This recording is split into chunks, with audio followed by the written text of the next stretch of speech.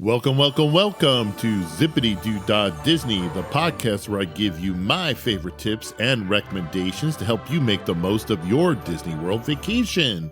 So sit tight, thanks for listening, and let's go on that ride.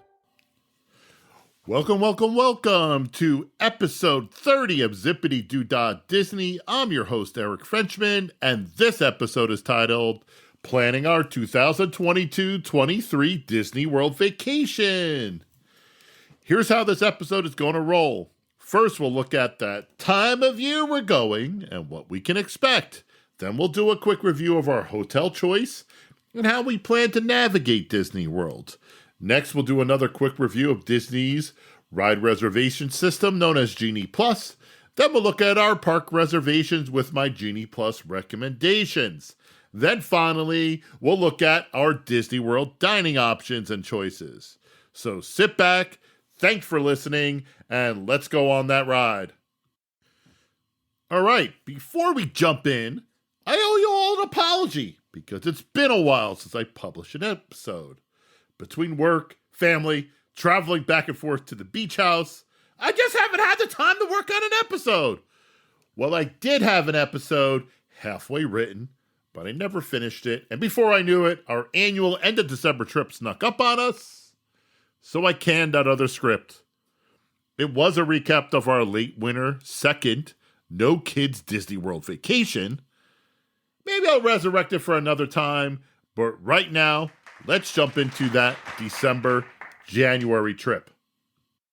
Now, kids, this is not the first time I've done an episode around the trip that takes place during the most magical and crowded time of the year. First time I did an episode, it was almost 4 years ago for my very first episode, which was titled Surviving the Most Crowded Days at Disney World. It was actually a 3-part episode that I did for 3 weeks in February 2019. So if you want a more detailed description of what's going on and a trip down memory lane, those would be fun to listen to, but keep in mind a lot of things have changed if you do listen to those episodes. Okay, so as usual, we are going the last week of December, first week of January. We started going that week due to high school soccer, but now we continued that tradition that week. Why? Because it's kind of fun. The weather is usually pretty good, but every once in a while it can be cold. One year, we were down that week without much winter gear. You're thinking, Eric, how did you not plan for that? Well, the weather kind of blew in. And oh my God, we had to go shopping in Disney Springs for anything that looked warm. Heck, we didn't even have pants with us. One night, I was so cold, I bought a Guinness fleece in the Irish store right next to Raglan Road where we had our dinner reservations that night. It's just cold, so keep that in mind. Every once in a while, that weather can change, and if you don't have any warm clothes, you're going shopping. The main problem with that week is that it is really crowded. And I mean bumper to bumper really crowded. You start to feel that crowd the minute you're in Orlando Airport, and then even when you're getting an Uber or Lyft. Dining reservations, well, let me tell you something.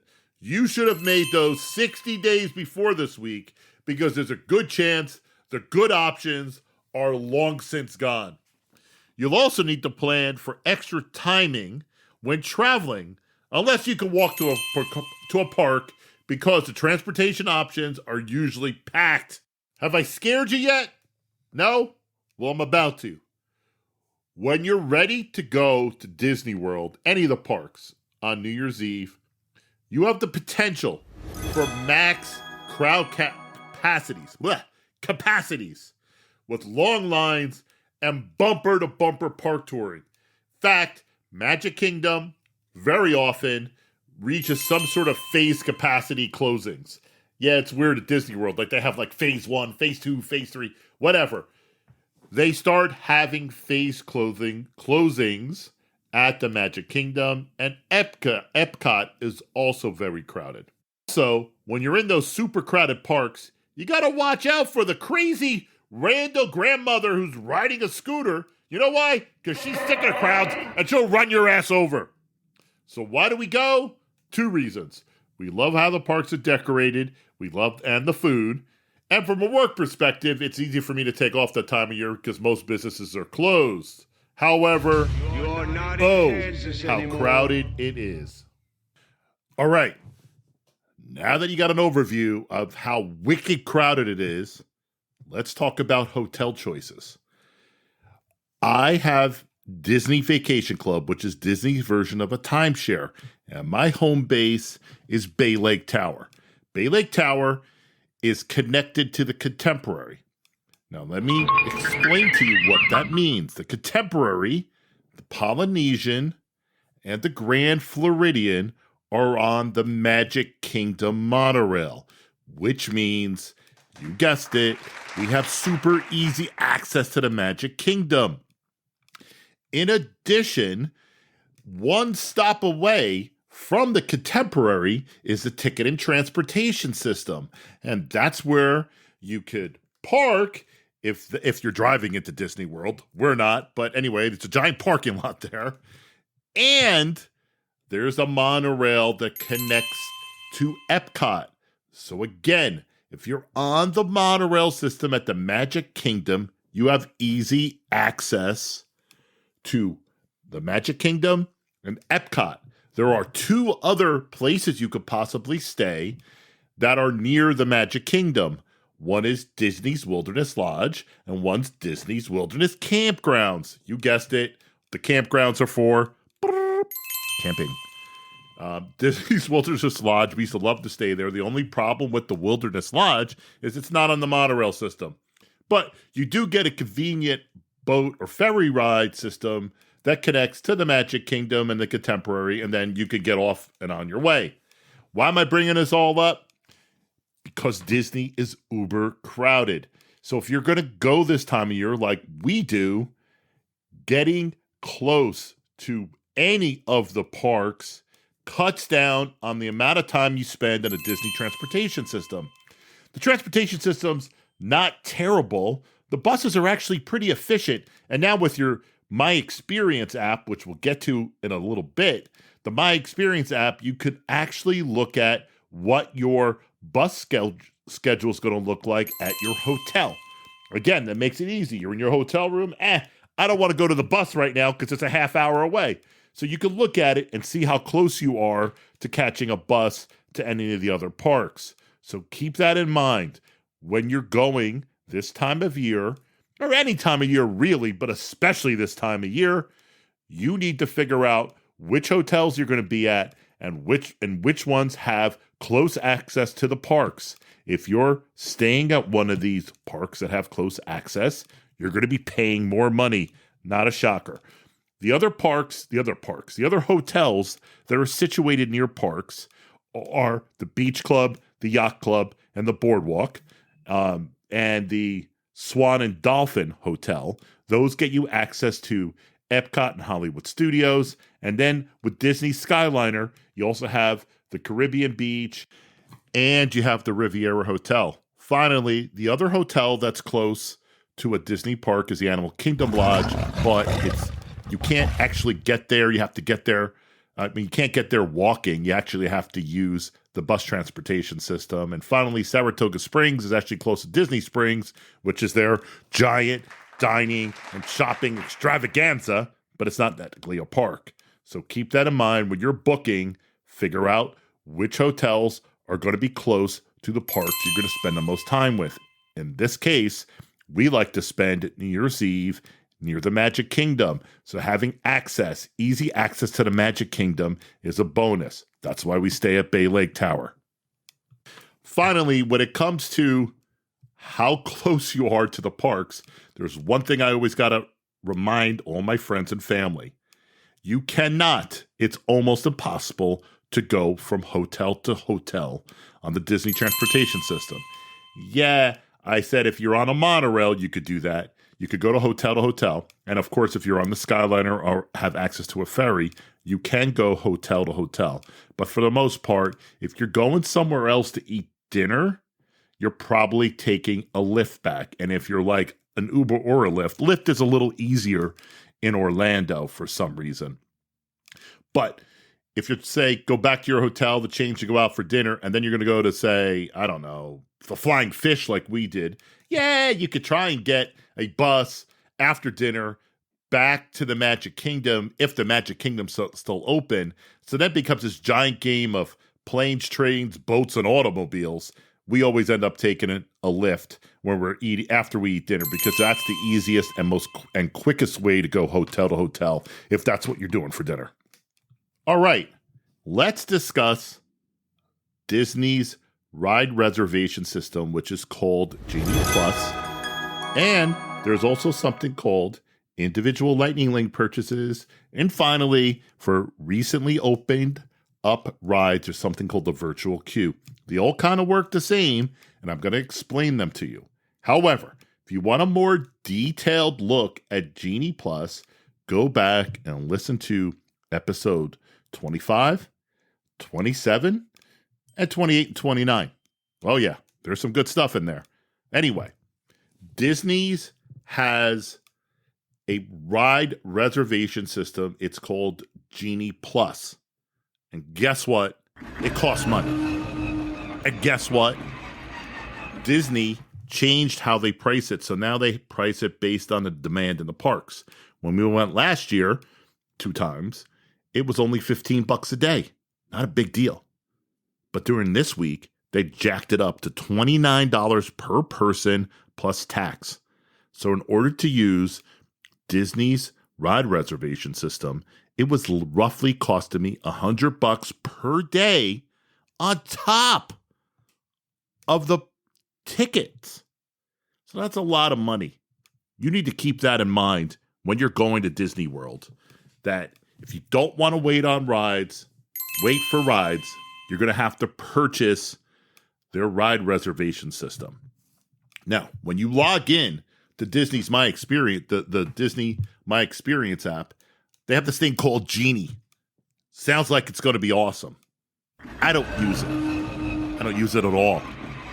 I use the app, but I'm not having Genie sort of plan out my day when I know what I'm doing. And if you're listening to me, you have a pretty good idea of what you're doing too. So here's how Genie Plus works. At midnight the night before, or the midnight of the day you're going to your ride, so at 12 a.m., you could purchase the right to reserve rides. Depending on when you go, it could cost anywhere from like $15 to $30 per person per day. If, and it's a big if you're staying at one of the Disney World hotels, you get to book your first ride at 7 a.m. If you're not staying at a Disney hotel, you could book your first ride when the park opens. And guess what? The good shit's already gone by then. So what I do is I wake up at 10 to 7 every morning, buy our Genie Plus, if I'm going to use it that day, and then at 7 a.m., and when I mean 7 a.m., I got my Apple Watch on. I make sure I can see the seconds hand. I got my iPhone, my right hand. I've already double-checked to make sure everything looks right and the internet's good. And don't listen to all these fakakta people. Oh, turn the Wi-Fi off. Leave the Wi-Fi on. Who cares? Make sure I always got a little app called the Speed Test. That tells me how fast my internet is on my phone or on my laptop, and it also works great if you're on a Wi-Fi. Every single time I tried it in Disney World, in my hotel room, it was always faster on the Wi-Fi. Don't believe anybody. Try it out for yourself. See which one's faster. Anyway, so at 7 a.m., you can make your first ride reservation. I'll go into more details on some later episodes about the individual parks and how I think you should game it out. But, so here's how it works. 7 a.m., you make your first ride reservation. You can't make another ride reservation until 2 hours after the park opening. So let's just say you're staying at Bay Lake Tower and you go into the Magic Kingdom. The Magic Kingdom opens up 9 a.m. You can book your first ride at 7 a.m. Then you can book your second ride at 11 a.m., even if you didn't use that first ride that you already booked. So let's just say you didn't do that. So by 11 a.m., you already got 2 ride reservations. I've held 3 ride reservations at the same time. And if I did what's called an individual lightning lane purchase, which I'll explain in a second, I've held 4 rides. Okay? So keep that in mind. It then cycles through every 2 hours. And people get confused. Where can I book? It tells you right on the app. Once you make a ride reservation, say the second one at 11 a.m., 2 hours after the park opening, not necessarily 11 a.m., just use that as an example, try and book another ride. It tells you you're not eligible until 1 p.m. or whenever it is. Works like a charm. So that's what you do. If you're going to use Genie Plus, you buy it either at 6:45 a.m. or at midnight if you're up that late. And then at 7 a.m., if you're staying at a Disney hotel, you could book your first ride reservation. And let me just give you one little tip. Book the most popular rides first.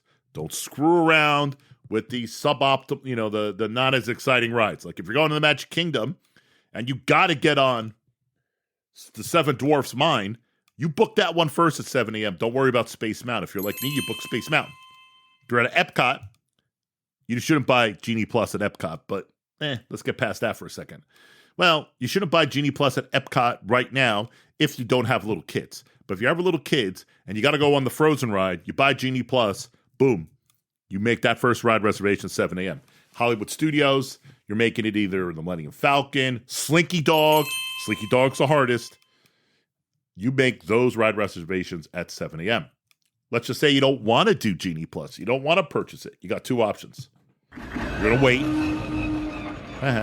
Or you get to the park opening. That sounds like it sucks. It's not. Another benefit, if you stay at a Disney hotel, you get early park entry a half hour before everybody else. So again, back to my example. Magic Kingdom opens at 9. You stay at a Disney hotel, you get in at 8:30. You get there at 8:15, you line up, you walk in, you go bang out your rides. Even this time of year, you could bang out rides early in the morning, as long as you get there around park opening.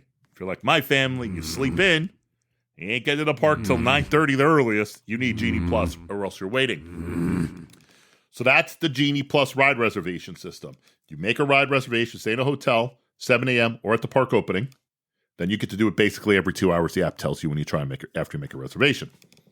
Now, there's another thing you do. It's called individual lightning lane purchases. You got to check the website, Disney's website, because the rides that you could book with an individual lightning lane purchase varies during the time of year. Okay? So, for example, Rise of the Resistance, that awesome Star Wars ride, by the way, the best ride in the park still. That's individual lightning lane purchase, which means you don't get it through Genie Plus. You got to pay a separate fee. That fee is roughly somewhere between like $10 or $20, depending again, time of year and the ride. You don't need to have Genie Plus in order to make an individual lightning lane purchase. What an individual lightning lane purchase is, you get to use the old Fast Pass line, which is now called Lightning Lane, for one ride, and you pay a separate fee. Trust me when I tell you this, it is worth it every single time for Rise of the Resistance. You know another ride that it's worth it every single time? Flights of Passage in the Animal Kingdom. You have little kids, and Seven Dwarfs Mine is individual lightning lane purchase, and you want it, it's worth it every single time. Maybe like us. Oh, another one in Epcot, the new Guardians of the Galaxy ride. It's individual lightning lane purchase, worth it every single time. In fact, you could, one great idea for Epcot, and by the way, we did this, is to just purchase an individual lightning lane for Guardians of the Galaxy. It was like $15, maybe it was 11. I don't remember, but it was less than Genie Plus for the day. You buy it for the Guardians of the Galaxy. Don't buy it for Soaring, and Test Track, and Frozen. You don't need that. If you get to the parks early, you can wait for Soaring. If it's 45 minutes, always an easy wait. Test Track, under an hour, not a bad wait. Frozen, all right. I don't even want to talk about that ride. It's ridiculous. Anyway, so that's it. So the first thing, Genie Plus. Second thing, individual lightning links. Now, there's one more thing you need to know about. 4 brand new spanking rides. Disney's been doing something called the virtual queue. What a virtual queue is a way to do the standby, not the fast pass lane, the standby lane without standing in line. All right? So again, when you go to a ride at Disney, there's usually 2 lanes. There could be a third if it's single rider, but for the most part, there's the fast pass / lightning lane, or lightning lane, which is really what's now called, and a standby line. It's a brand spanking new ride like, I don't know, Guardians of the Galaxy, or what it was, Rise of the Resistance, or Mickey and Minnie's Runaway Train. They do what's called a virtual queue. So you get on your app at 7 a.m. You got to get ready for this one because they go fast. 7 a.m. if you're staying at a Disney hotel and you join the virtual queue. Again, these people freak out about it. They don't know anything about the internet. It doesn't work. But no, it's easy. Use your Apple Watch. If you don't have an Apple Watch, use another iPhone where you could see the second hands. You need to see the second hands because these things are done in, boom, 3 seconds. You go on and you hit join queue if inside the app for the ride, as long as you have a park reservation for that day, and it's the ride you want to go on. So right now it's Guardians of the Galaxy at Epcot. You need to have an Epcot park reservation that day. You make sure it's all set up in your party. Everything looks good. You're going to be in this little separate part of the app about joining the virtual queue, and at 6:59:59 you hit join queue, and boom, you're done. Randomly you get it or not. If you don't get it, what Disney's been doing is at 1 o'clock that day inside the park, you get to join the queue again. I've done this for all the recent rides that Disney has had this for. I go, usually it's like these parks like Epcot or Hollywood Studios or Animal Kingdom. We usually go twice a trip. I've never failed to get on these virtual queues. In fact, if I go, say, when I went to Hollywood Studios, I was doing Rise of Resistance. I went to Hollywood Studios twice in a week. I got the virtual queue 2 out of 3 chances. The first time, no problem. Second time, didn't get it in the morning. Got it at 1 o'clock. With Guardians of the Galaxy, you get a chance to join the virtual queue, and you get to do an individual lightning round. That means you got 2 chances in a day to ride that ride. And believe me, you're going to want to ride that ride. So as a recap, here are your options for riding rides at Disney. Get to the park opening. You're staying at a Disney hotel. It's a half hour before everybody else. So if it's a 9 a.m. opening, Disney hotel guests get in at 8:30. That's one. That's free. Just go to the park, bang out the hard rides. Or not the hard rides, the great rides. Option 2, Genie Plus. You pay per person per day to make a ride reservation at 7 a.m. if you're staying at a Disney park. Or if you're not, it's at the park opening. Then you get to keep making them basically every 2 hours. Check your app when you can do it. The third option is that the super popular rides, you have to check the website when they're available. You could do what's called an individual lightning lane purchase. You do not need to have Genie Plus in order to make an individual lightning lane purchase. They're independent events. And if it's like a brand new, spanking new ride, you get the option to use a virtual queue. That's completely free. Okay? How's that? Good summary. I know. All right. This is my favorite part. Well, I liked everything else, but, I love talking Disney dining. I'm going to give you my tips on how I set up the dining for our trip. And I'll give you some tips on why I did things the way I did, so maybe you can mimic them. We arrive, and our first park we go to in the afternoon is the Magic Kingdom. We arrive, say, early in the afternoon. I don't want to leave the Magic Kingdom to go someplace else for dinner. So what we decided was we're either going to try and get a dining reservation in the hotel for later, or we're going to eat at the Magic Kingdom. And that's what we did. My first place I wanted to get a dining reservation for at the Magic Kingdom was Crystal Palace. I think the food's really good.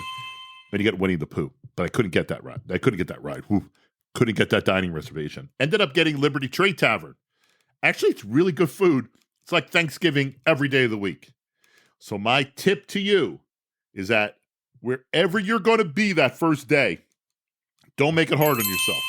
If you're getting in late and you're not going to the park, make a dining reservation near your hotel, or if you're on the monorail or one of the ferries or Skyliner, make a dining reservation for dinner somewhere close by that's convenient to you.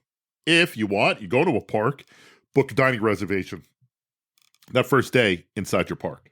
Day 2, we go to Hollywood Studios. Got to go to Hollywood Studios day 2. Can't wait. Too many good rides there. Same idea. So here's what we did. We wanted to eat lunch in Hollywood Studios. There's a couple sit-down places. The best sit-down place in Hollywood Studios is the Brown Derby. The Brown Derby has an outside cafe. Or you don't need to make a dining reservation for that. You need to make what's called inside. You go inside the app and you try to be put on the virtual wait list. So here's a clue for you guys. A hint. All the Disney dining have virtual wait lists where you could join, even though if you don't have a dining reservation, say you're trying to get into Brown Derby, the restaurant itself, you can't get in, you could join a virtual queue. How you do that? You go inside the app, you go to make a dining reservation, and you put the date in. Instead of selecting the time of when you want to go, that's later in the day, you select now. And if anybody has the ability for you to join a wait list to get in, you could join it. That's the only way to eat at the cafe, the little bistro that's outside the Brown Derby. So I wanted to make a lunch reservation in Hollywood Studios. Dinner, we ate dinner. We're going to eat dinner. One of my favorite places, the Flying Fish. But, we go back to the hotel. So at that point, it doesn't really matter where you're going to go eat. But I just kind of like to theme it because Hollywood Studios, close to the boardwalk, beach club, I like to just keep it in the general area. So we made a dining reservation at Flying Fish, one of my favorite restaurants in all the parks. Oh, you're going to hear something. That was resting my iPad on top of my Disney pins. The next day, we're eating at Epcot. Decided because it's Epcot, we're going to eat in the World Showcase. Great place to do lunch. Just eat lunch in the World Showcase at Epcot. And Lisa always likes the San Angel Inn, which is a Mexican restaurant in Mexico inside the pyramid. Really good Mexican food. And it's not too expensive. December 30th, we're going to Animal Kingdom. Generally, we don't like the food in the animal. The snacks, the little kiosks, get snacks. They're fun. There's like one that's got chicken dumplings. Another one's got like a donut with pulled pork. Yak and Yeti is an excellent restaurant inside of the Animal Kingdom. That's like sort of like an Asian fusion. It's pretty good. But generally, the other Disney options are not very good. We decided to eat at the Nomad's Lounge, which is on the way. You're not in Kansas anymore. And that food is really good, but just like the Brown Derby Cafe, Bistro, whatever it's called, you can only do that by joining a wait list. And I got it. We had a good time. Dinner, Chico. That's at the Animal Kingdom Lodge. Again, we went back to the hotel, swam, took a nap, then went back out. I mean, really, once you go back out, you don't have to go back to the park kind of theme, but I like theming it. So we went back to the Animal Kingdom, kind of fit with the Animal Kingdom Lodge. December 31st, that's New Year's Eve. That's always at Magic Kingdom. I made lunch at the Plaza. Get a little sick of it. It's a little too basic, but the problem is if you're going on New Year's Eve, whatever park you're going to, you must make a lunch reservation. It's way too friggin' crowded. Even just getting like a hot dog at Casey's is going to take you a while. So make a reservation for lunch at the Magic Kingdom because we already ate at the Liberty Tree Tavern. Can't do that for lunch. That'll be silly. Couldn't get Crystal Palace. Beauty and the Beast, Cinderella's Beauty and the Beast, Castle. Don't really like the lunch. Well, I used to like the old lunch, but now it's dinner. I don't really like their dinner, so and it's a little expensive for what you get. Yeah, you could always do Cinderella's Royal, eat at the castle. But again, food's actually pretty good there, but it's a whole big production. It's a show. It takes a while. It takes a lot out of your park touring. So we don't like doing it. So I went for the Plaza. But because it was Disney, it was New Year's Eve, the girls don't like hanging out the Magic Kingdom all day long like you used to. So we made a dinner reservation at Wine Bar George in Disney Springs. So again, back to the hotel, swim, nap, back out to Disney Springs. January 1st, we're back at Hollywood Studios. I like to do the Sci-Fi Diner. It's fun. Burgers. Good burgers. Again, it's crowded this time of year. Make a lunch reservation in some of these parks. You don't need one in Epcot unless you really want to eat at one of the restaurants. Like you want to eat the beer garden. You need a reservation for that. Or you want to eat at Vienna Poli for pizza. You need a reservation. But if you just want to eat the kiosks and sort of walk around and eat lunch that way, you don't need a reservation. But this time of year, you need a lunch reservation. So I got the sci-fi lunch reservation. And then we had California Grill on top of our hotel. So that's easy. Back to the hotel, rest, swim, do whatever, get dressed up, go eat a fancy dinner with fireworks. Next day, we're back at Epcot. I did make a lunch reservation at Via Napoli. It's really good pizza. Believe it or not, there's good pizza in Florida. And it's at Via Napoli. Dinner, one of my favorites, late in the day at 8 p.m. Morimoto Asia. That's also the day before we leave. So we always like to do Morimoto Asia, and it's close to my birthday. Everybody makes a big deal. And then back to the Magic Kingdom for last day, and that one, I figured we were just doing KC's hot dogs. The only other trick that I would say about dining is that the breakfasts in the parks, to me, are kind of boring. You can get Starbucks, but how many times a week can you eat Starbucks? Because we have Disney Vacation Club and we got a one-bedroom suite at Bay Lake Tower, we make breakfast in a room. I got a full kitchen. For the first time since the kids were little, I bought eggs, got some bacon, got some cheese, got coffee, milk, the whole thing. And since I was up at 7 a.m. in the morning anyway, with my rod reservations, I'm cooking breakfast. If you have a room like that and you're able to cook breakfast in the room, I think it's a time saver. I think it's a money saver. And if you're up like me at 7 a.m., somebody's got to make those ride reservations. If you're up like that, might as well make freaking breakfast and have some coffee. You could also get breakfast in your hotels, though they're usually decent. But I don't know. You finally get to the park, and now you got to wait online at Starbucks for coffee and a breakfast item that you get back home. Nothing so special for me. So anyway, that's how I organized our dining. And that's how I took care of breakfast. Again, tip, wherever you're going to be that first night, if you're going to a park, make a dining reservation in that park. Make it easy on yourself. If you're not going to go to the park that first night, make it easier on yourself. Book it in your hotel or book it on somewhere where it's close by, either on a monorail or a Skyliner. Don't stress yourself out. If you can, make breakfast in the rooms. Don't waste your time with Starbucks. The breakfasts are okay in the parks. And then lunch, when you go that time of year and it's super busy, you need lunch reservations.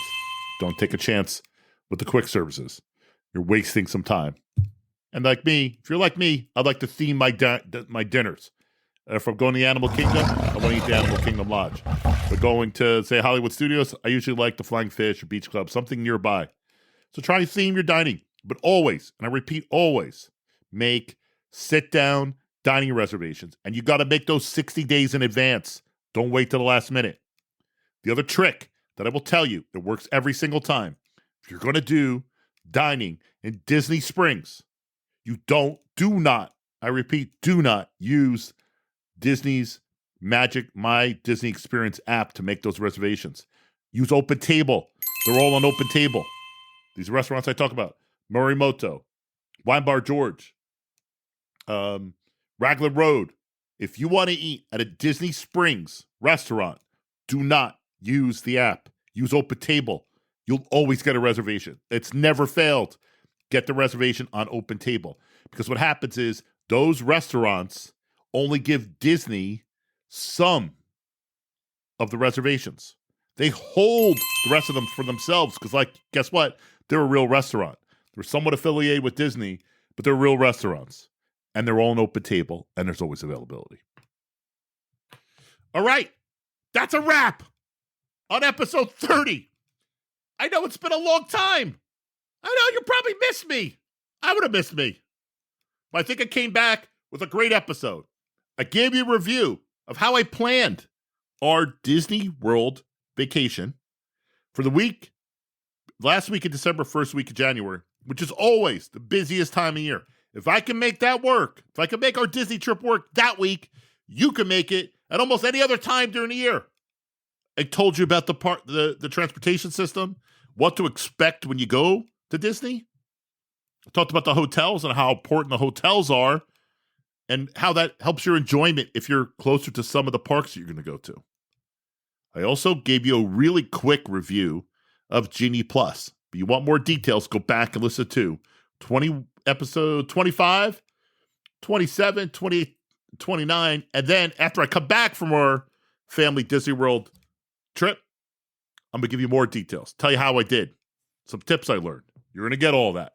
And then finally, one of my favorite things, I went over the dining reservations. I told you how I do and how I plan it. So that's it. I'm going to come back, episode 31, and we're going to talk about our trip to Disney World day by day. So you can see how I planned it, what we went on, what we did. And I'm even going to post some pictures on our website so you can see how I handled Genie Plus and the reservations. So thanks for listening, and thanks for going on this ride.